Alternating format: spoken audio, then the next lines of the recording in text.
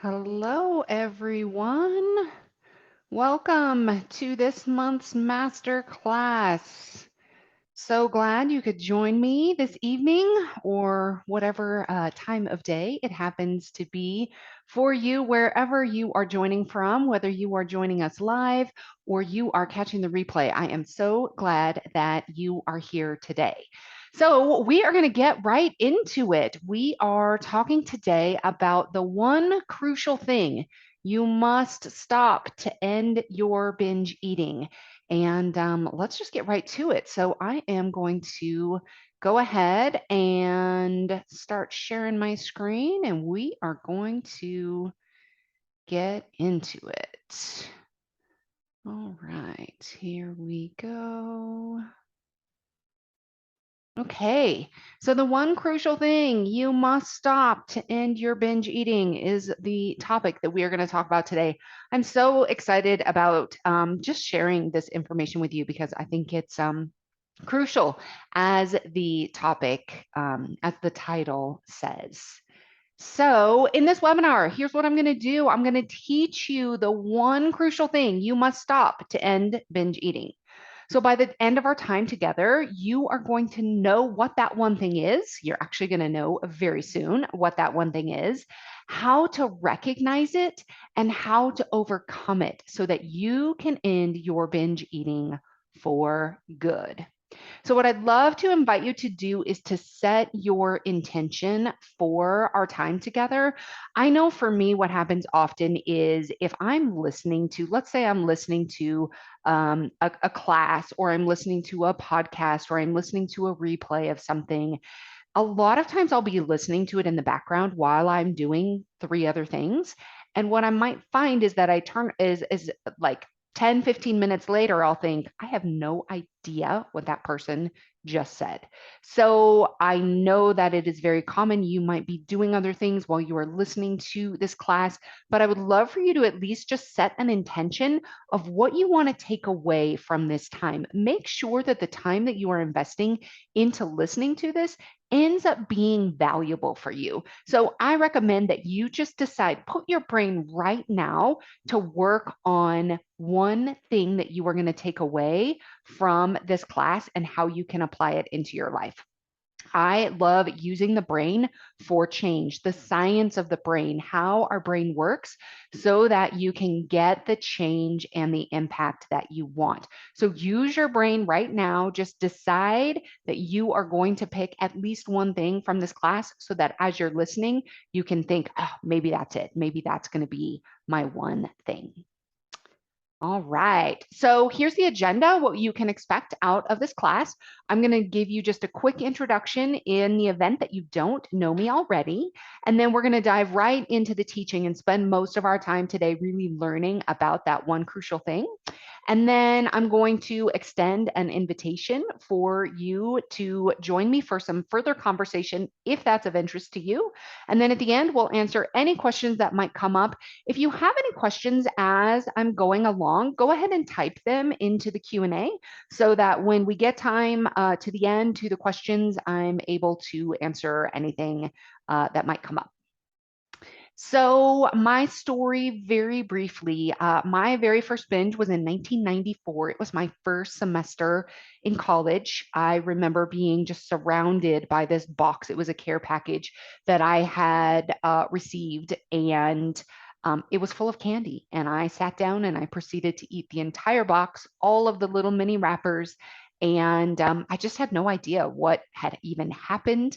And I really spent decades trying to stop this terrible thing that I was doing. And I went through all kinds of different treatment, therapy, books, programs, courses, eating disorder treatment, all kinds of things. And through each avenue that I went through, I learned something, but there was always this missing piece for me, this piece that kept me going back to the behaviors, even after extended periods of time. And what I discovered for me was that my missing pieces were safety and trust. So safety in my body, feeling safe around other foods, and then trusting myself, trusting my body.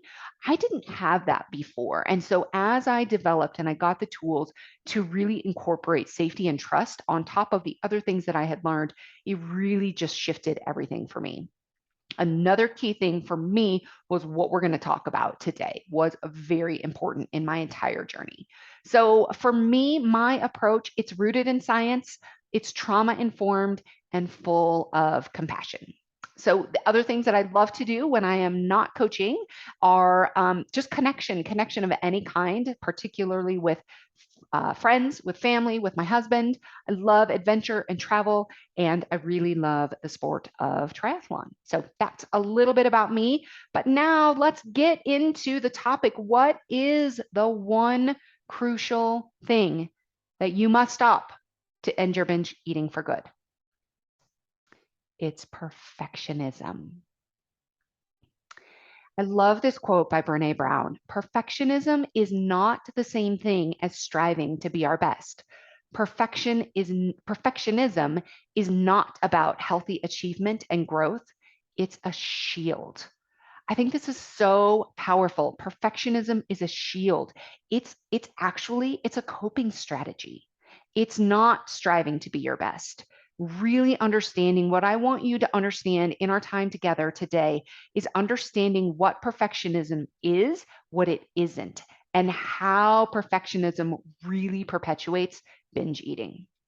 So let's just start with the basics and with the definition. So this definition comes from the American Psychological Association Dictionary of Psychology. That is a very big mouthful, but here is the definition.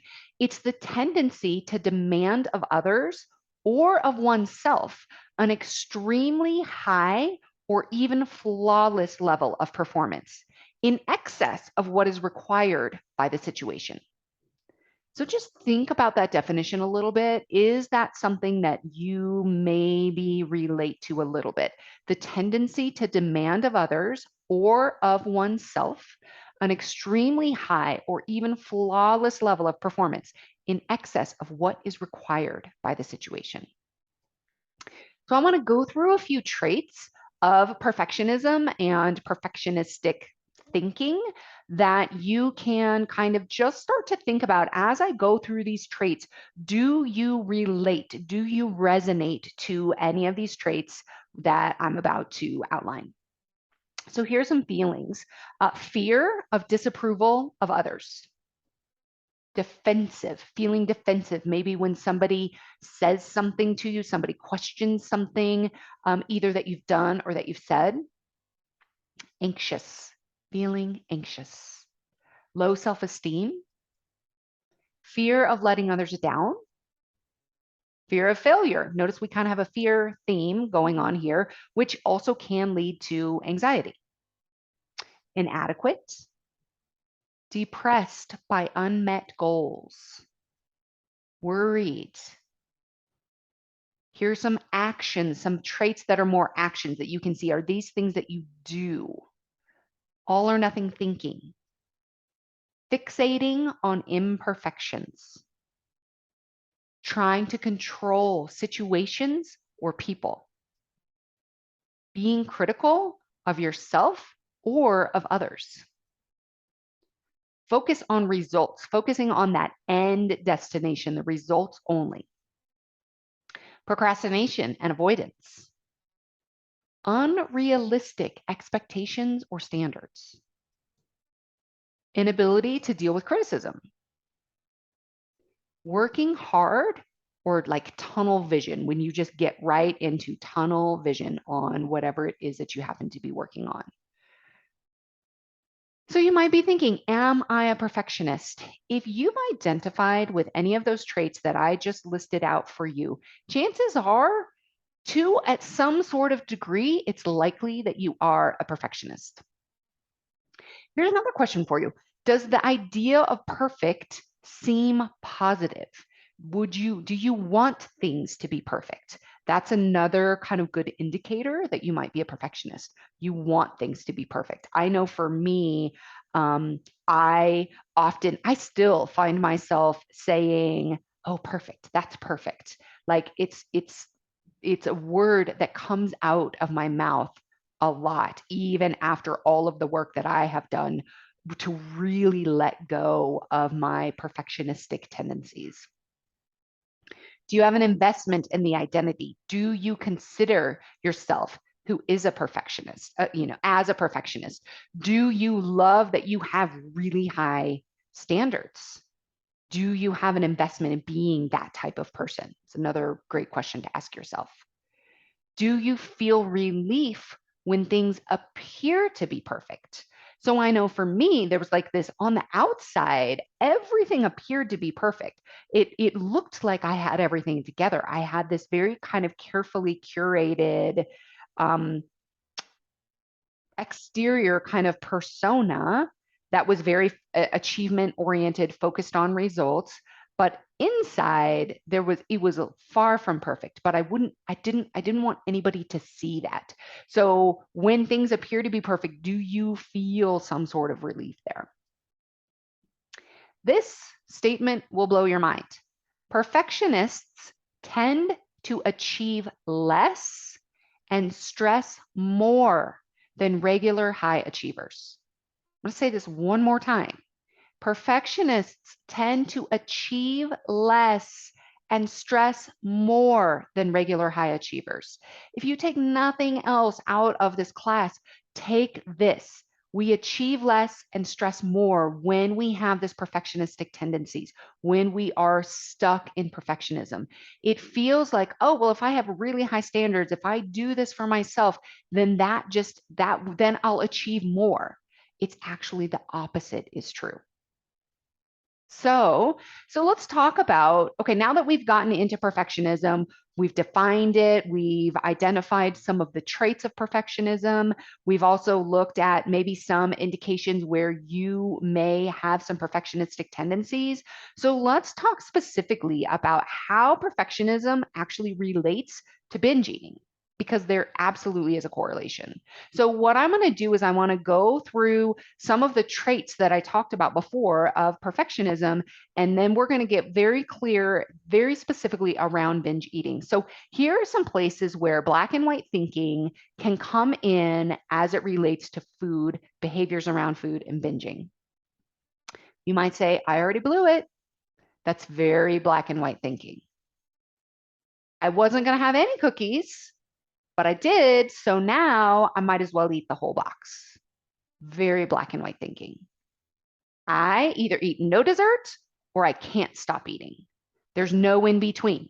There's either zero sugar, zero dessert, or I can't stop. I'm either trying not to eat too much or I'm stuffing my face. This was very much me. I was, well, all of these I can identify with. You know, it's either trying to be very controlled and very restrained and don't eat too much, or eating all of the things. Very black and white thinking. Thinking there's a right way to eat and a wrong way to eat. Also black and white thinking. Self-criticism. Here are ways that can show up around binging. You might be thinking, I can't believe I did it again. I'm never going to figure this out. I'm so disgusting. I hate myself. What's wrong with me? These are all examples of self-criticism. Procrastination, fear of failure, another trait of perfectionism. So maybe you eat to avoid taking action. I used to do this. I would sit down, to work on something that I either didn't feel very confident in, or I thought was going to be really hard, or didn't want to do. And I would immediately get up and go to the pantry to eat. Or when I was working in an office environment, I would leave and I would go drive to the convenience store to, basically just spend time driving around, eating to avoid doing that thing either I didn't want to do or I didn't have confidence that I could do perfectly. You might eat to avoid feeling emotion. You might have an unwillingness to feel discomfort. You might have an unwillingness to be perceived as less than perfect. You focus on what isn't right, and that creates more stress and fewer results. Another trait, the unrealistic expectations or standards, this is how that trait shows up with binging. You expect yourself to eat perfectly clean with no mistakes. You often expect yourself to eat less than your body physically needs to survive. You might ignore your hunger and fullness cues. I love this. I call this the special snowflake syndrome. And what this is like when somebody thinks, oh, no, that doesn't apply to me. Yes, you can have dessert sometimes. You can keep those things in the house. You can do this, but not me. That doesn't apply to me. And when we have special snowflake syndrome, we really we set ourselves apart, but in this way that's totally unrealistic. And so it keeps us stuck. It creates that more stress and less achievement that we talked about earlier. You also compare yourself to unrealistic images or bodies that are not attainable or sustainable. So many of the images out there of bodies and bodies where we think, oh, I want to look like that. Either they've been photoshopped, they aren't real, there's been a lot of touch up, or in many cases, some of the bodies that women are thinking are so amazing, a lot of those women are actually struggling with disordered eating themselves because they're trying to maintain a physique that really is not sustainable in the long run for the human body. So there's a lot of the kind of starvation and binging response that's going on behind closed doors that nobody ever sees, except for those of us who are working with them. And then you start to see like, wow, this really is rampant. There are the idea and this vision of bodies that so many women have. It's unrealistic. It's not sustainable. Here's another trait, working hard or tunnel vision. Here's how that shows up specifically as it relates to binging, is focusing on the goal. So the goal is maybe it's a certain size, it's a certain weight, and there's no real enjoyment of the process itself. There's just this, it's just the finish line is the only thing that you're focused on. You may not allow time for rest. And so with that, food can become the exhale or the only time that you actually slow down. So this was something for me that was absolutely the case. I was always going, going, going, and I wouldn't slow down. And I discovered after some time that for me, binging was actually the way, it was one of the only ways that I would stop, because after a binge, I would just sit on the couch and do nothing. I would scroll on my phone, but it was the only time I truly rested. And I wasn't really giving myself permission to rest, but it was the way that my body knew how to get rest if I wasn't going to give it rest on its own. So that's another kind of trait and feature. Another one is excessive focus on food and bodies, kind of like that focus on that goal, that tunnel vision on food or your body. What it does is it takes away from any other mental capacity for other goals, for other areas of your life, other places you might grow, anything else in your life. You get so focused on the food and the body that there's just not mental capacity left for anything else. There's also often no awareness of progress as it's being made. So again, it kind of goes back to that black and white. It's like I'm either succeeding or I'm failing. And the definition of success and failure is, am I binging or am I eating clean, or am I eating perfectly, or am I eating exactly like I planned that I would? So, but there's not awareness of all the various areas that we can make progress that aren't just based on what or how much you ate.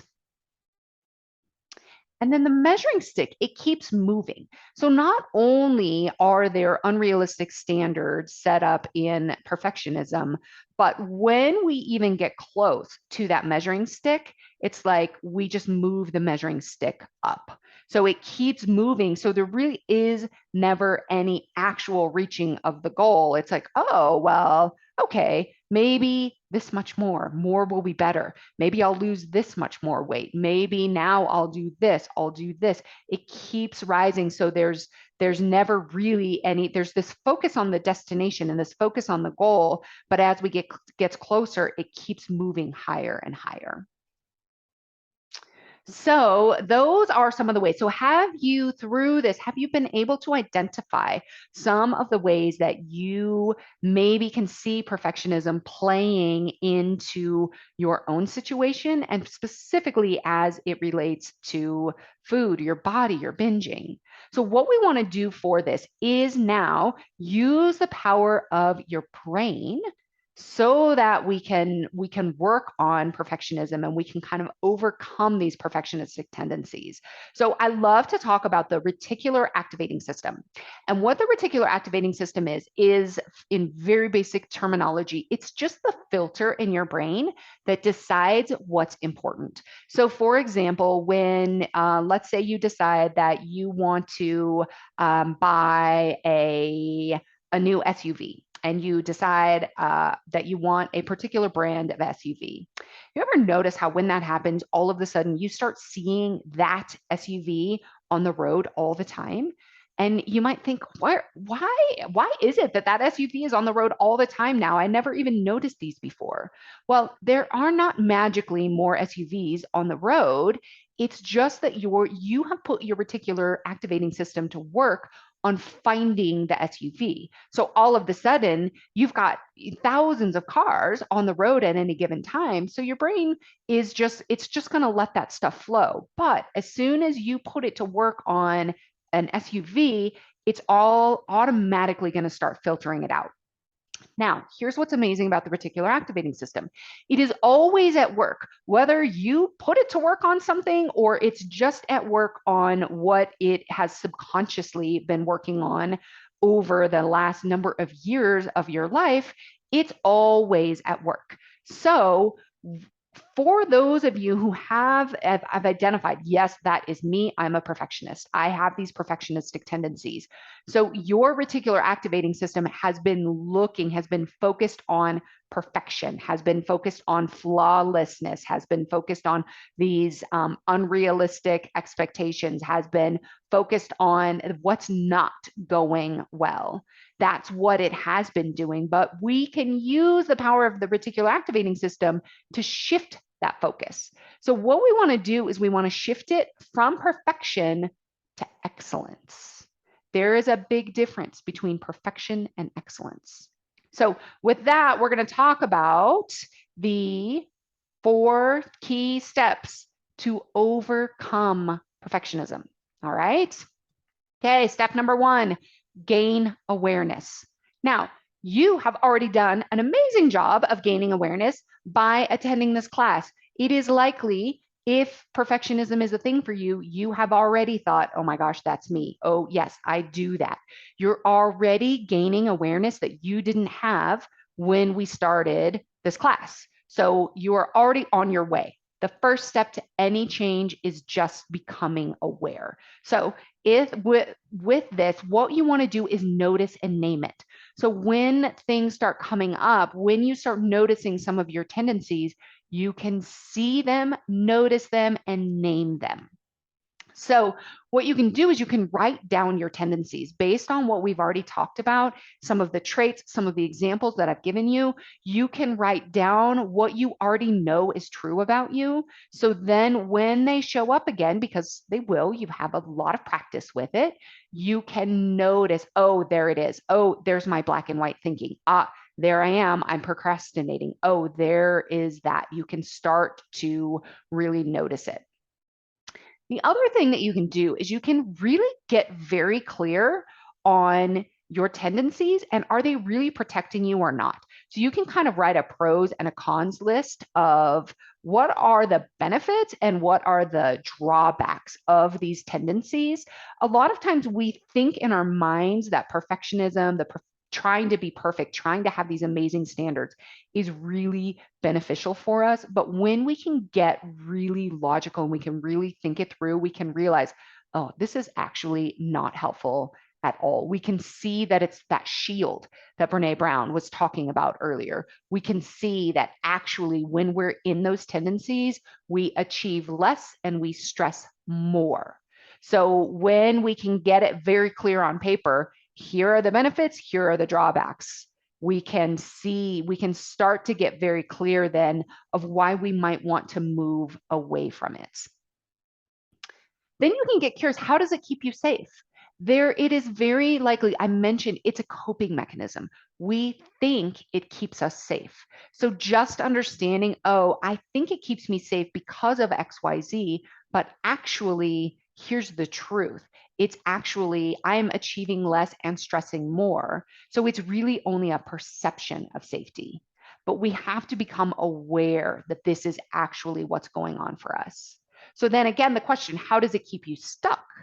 Oh, I'm achieving less. I'm stressing more. I am setting up standards that aren't even realistic for myself. So I'm already setting myself up to fail. I'm not allowing myself to get out and try new things. I'm not allowing myself to have little doable progress over time that truly creates the lasting change. I'm either doing nothing at all or I'm doing so much and I'm doing everything that I can't sustain long term.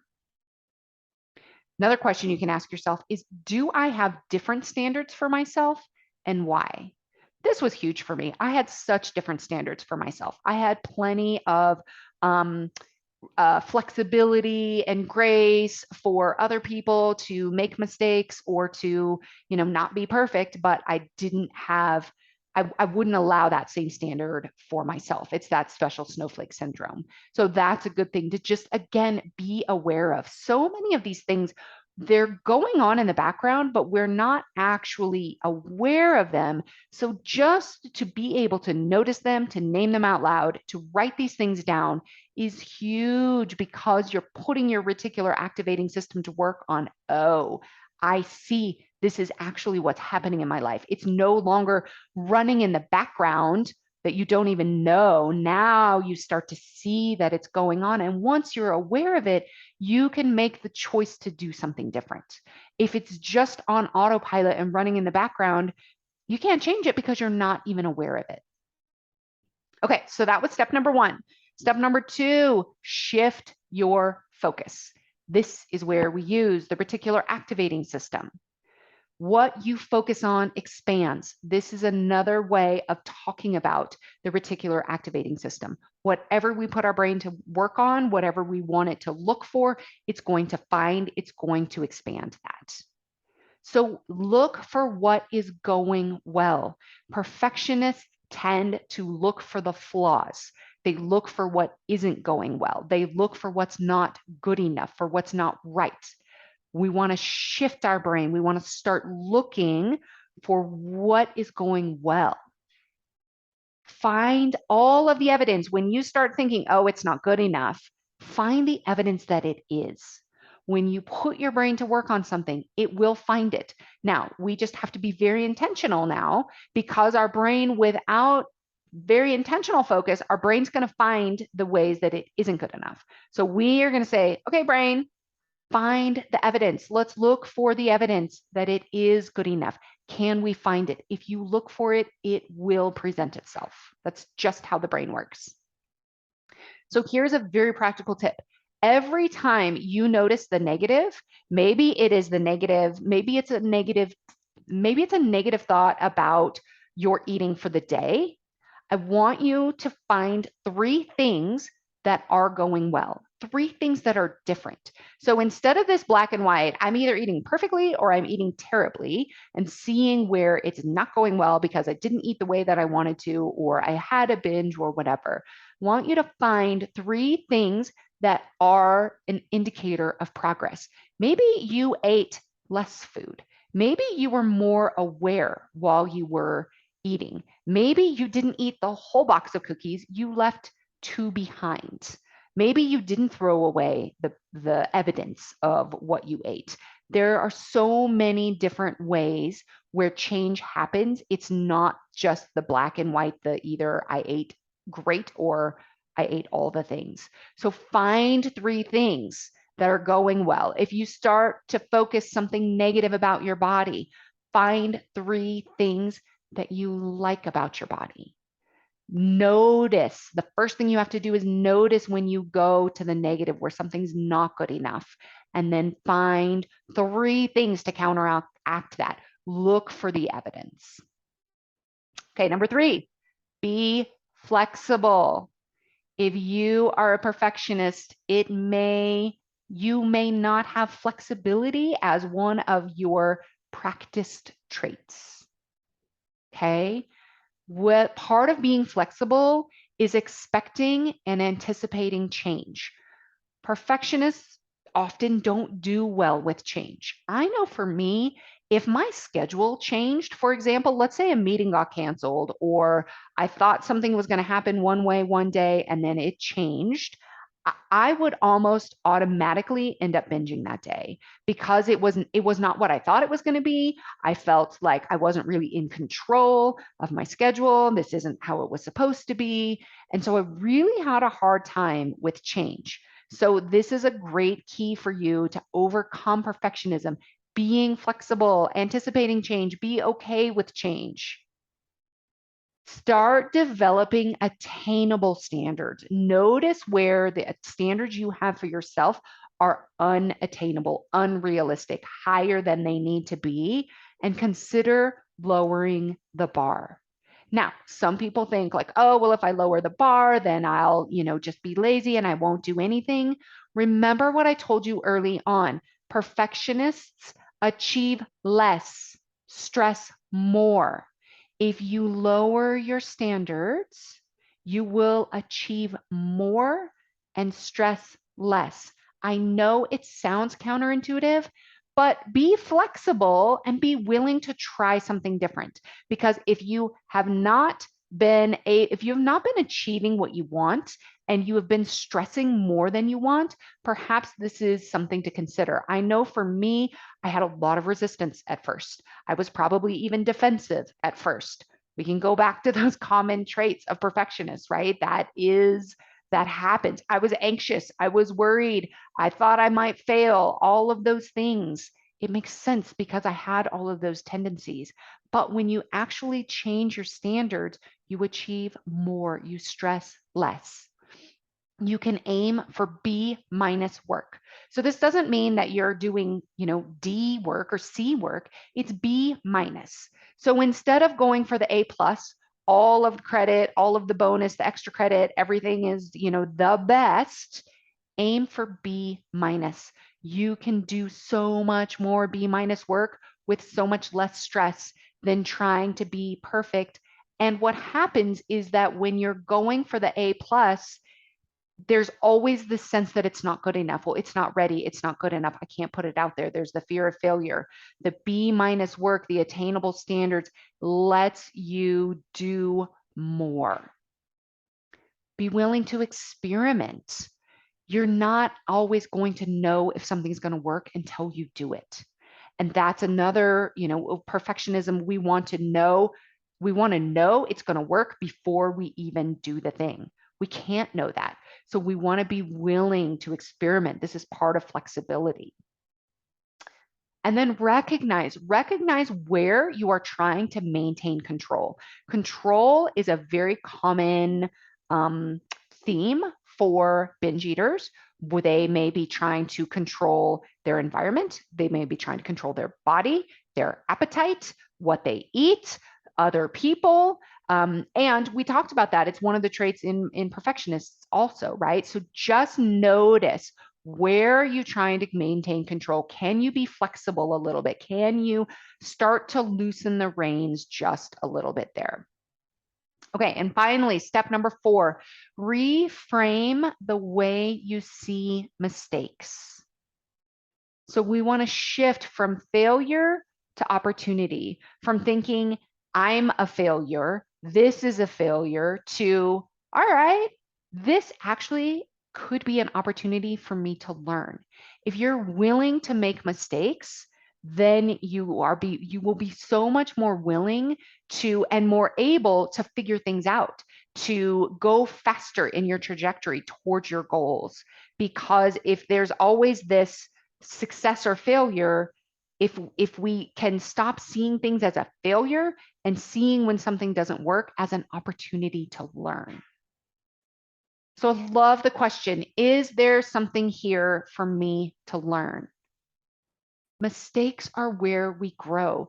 Think back to anything that you have done in your life where you have achieved some level of either mastery. Maybe think about a goal that you thought maybe was going to be very hard to attain, or you thought you might never attain that goal. I want you to think about whatever that is for you. Did you make mistakes along the way? Were those mistakes part of your growth process and part of what got you actually to that goal in the first place? For almost everybody, the answer is yes. We don't perfect our way to a goal. It's not possible. There are going to be mistakes. It's how we learn. It's how we figure out what doesn't work. It's how we gain the flexibility and the willingness to try something different and to try something new and to experiment. Also love the question, can I find the treasure in this? If we see a mistake or something that isn't working as the opportunity for treasure, it's going to be such a different experience than seeing it as a failure or seeing it as shame. The masterclass last month, I talked a lot about shame and how shame really is keeps us stuck in that cycle of binging. So when we can reframe our mistakes, we can shift out of shame and we can shift into that curiosity that I talked about on the last masterclass. And if you didn't have a chance to watch that masterclass and you'd like to get that from me, you can just reach out to me and I'll get it to you. You can fail forward. Failing forward is such a great way to think about it. If you want to think about something as a failure, is that that's how you move forward. It's through mistakes. It's through figuring out what doesn't work is how we figure out what does. So you use the power of your brain to notice and shift your default pattern of thinking. So it's no longer what's just running on default in the background, that perfectionism thinking and those tendencies. We're now shifting it. We're shifting that. We're noticing what's going on there, and we want to shift it. So perfectionism may be one very crucial key component that is keeping you stuck in the cycle of binging. I want to rehash the 4 steps for you. Just recap the 4 steps to overcome perfectionism. Number 1, gain awareness. We can't change what we're not aware of. Number 2, shift your focus. Shift from what is not going well to what is going well. Focus on where it is enough. Focus on the progress. Number 3, be flexible. And number 4, reframe the way you see mistakes. So you want to replace perfection with excellence. B- work is excellent. When you show up and do B- work over and over and over again, that is excellence. When you show up in fits and starts, when you do a little bit of nothing and a little bit of all of the things, when you're on a diet or you're following your meal plan or whatever it is that you're trying to do with food, when you're doing it for a little while or when you are binging for a little while, that is not, that's the outcome. But when you can show up in a B- fashion consistently over time, that's what creates excellence. When your brain tells you it's not good enough, find the evidence for why it is. Speak to yourself kindly, always. We talked about this a lot in the shame masterclass. Speak to yourself kindly. Repeat this daily and change your life. All right, so let's reflect a little bit on the teaching. As you think back to what we've talked about so far, can you see how perfectionism might be keeping you in the pattern of binging? Do you relate to some of these traits, some of these things that I've been sharing with you? So perfectionism, it's just one of the many reasons that you might be binging. You'll get some relief by doing this, by doing what I taught you, but there may be other items still at play that will keep you stuck. Perfectionism is a huge key, but it's just one piece of the puzzle. So if you're curious about where else, like what other puzzle pieces might be holding you back or keeping you in that binge cycle, or even after listening to this masterclass, if you are curious about just learning more about what it would look like to work with me, I want to invite you to book a food freedom strategy session with me to help you get to the root of your binge eating and to get out of the perfectionism trap. And so what this food freedom session is it's a call, it's a phone call where we get on the phone to just talk and talk about I will help you discover where you might be keeping yourself stuck in that pattern of binging. Help you get to that root to really understand why you're binging and help you come up with a strategy of how to stop and really looking at what are the different options, what are the different ways, really discussing that. What I've heard other people tell me on food freedom strategy sessions before is that either I really understand, it's like I've had people tell me, gosh, you nailed me, you really got right to the root of what was going on for me. I've also had people tell me that I have offered them something to consider that they had never thought about before. I will leave you with that conversation with something to think about and something to work on for yourself through our discussion.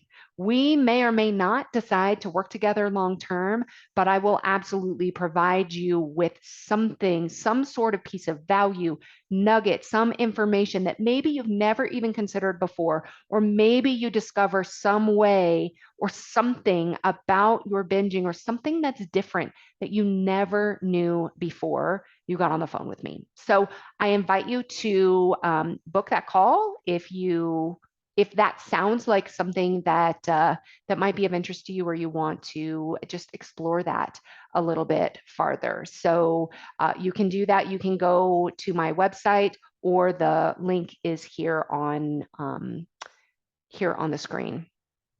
All right. Any questions at this point? I'm going to go ahead and stop the share and see if we have any questions.